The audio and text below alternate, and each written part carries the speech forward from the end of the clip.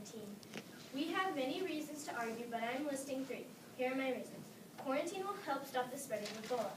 It will pretty much trap the disease from ever going to another person. My second reason is that no one knows how long the Ebola could last on a person. There has been an estimate of 2 to 21 days for Ebola to last on a person. Quarantine will help maintain the Ebola disease, but the symptoms of Ebola can reappear on the same person the following year. The quarantine will and should lower the risk of showing again. My final reason is that scientists don't know how long the Ebola outbreak can last. Ebola has shown each year and is now appeared in America for the first time. Ebola can last a while, for example, a year or 2. Scientists are still figuring out how long this could last. In my reasons I have shared with you, my summary is that quarantine will stop the spread of Ebola by maintaining it. 2 is that no one is sure how long it could last on a person, knowing it has a chance of showing up the following year. 3rd is scientists don't know how long the Ebola outbreak will last, because it has lasted many years in different areas in the world. This is why I think there should be a 21-day quarantine, and the opposition has won this debate.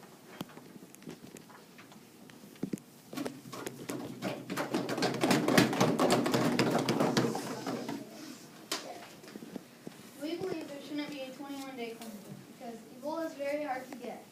It is not like the flu where you can get it by being around it. My next point is they could just screen people instead of the quarantine. Screening is a lot cheaper. On to my 3rd point. If they stop Ebola in Africa, then there's no way it could go to the U.S. That is why we should bring people to Africa to stop it at its source.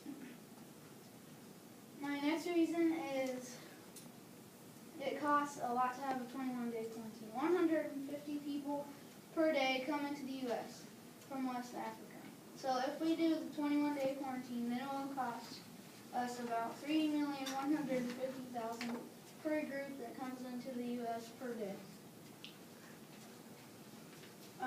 To give them just 21 days of basically jail because they can't get out of their house or wherever they're doing the quarantine.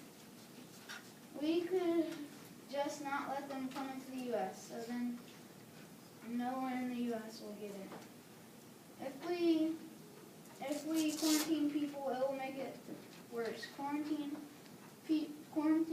people is the next impossible to enforce. That was found in the NBC News. So what would we do if you try to break out? Shoot you? Or tase you? What would we do? Quarantine people without Ebola makes no scientific sense. And it will be challenged in court. The NIH's budget is $29.7 billion, but they only spend $6.2 billion on Ebola. Large-scale quarantine has not been thought through in terms of making it bearable for those confined. It is also up to the government, and I don't think they will do anything about it after a tax that we haven't done anything about.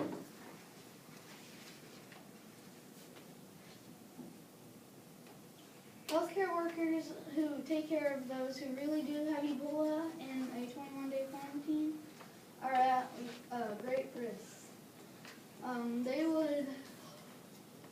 Who would go to West Africa if they know that they will have to be in prison for 3 weeks for a warm welcome when they get back? That is why we